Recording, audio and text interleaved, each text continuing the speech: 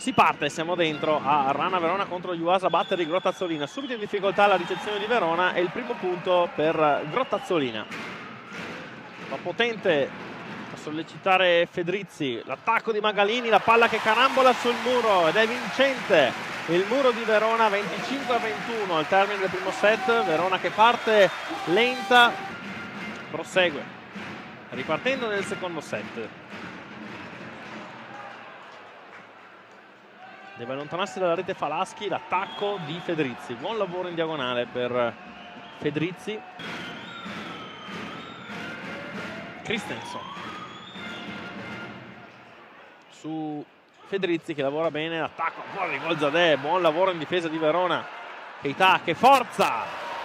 Ancora Fedrizzi, Magherone da parte di Golzadeh, deve andare all'attacco Magalini.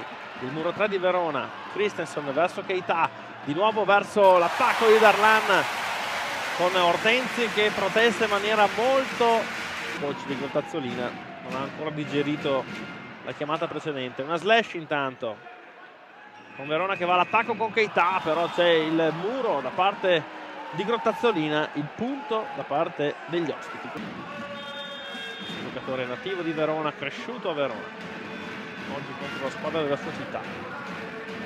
Christensen arriva in pipe, Sani ricostruisce Verona con Keita, il muro di Grottazzolina, ancora Keita, il muro a 2 di Grottazzolina, tiene bene sulla diagonale però con Fedrizzi, una mano Stafforini, nuovo attacco a disposizione però per gli ospiti, l'attacco di Golzadeh, il muro di Keita, balletto per festeggiare il punteggio.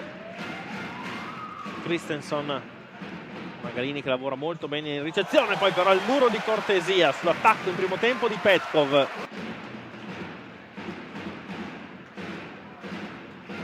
Stavolta la variazione di Sani, ancora in grande difficoltà la ricezione di Grottazzolina. Arriva proprio Sani in pipe, muro di Petkov.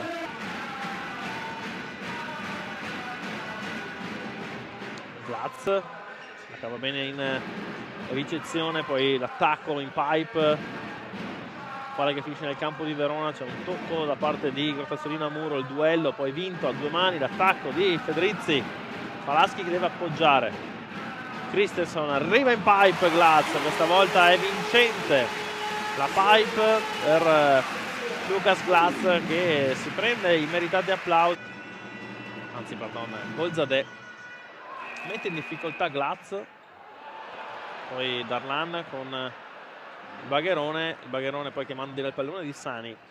Il primo tempo da parte di Petkov, poi ancora all'indietro, attacco di Fedrizzi, palleggio di Stafforini per poi mettere in moto Planinsic e Nedeljkovic. Arriva dal centrale sarbo il punto che chiude il match, 25-16, Verona che domina al Palla GSM Heim, vince 3-0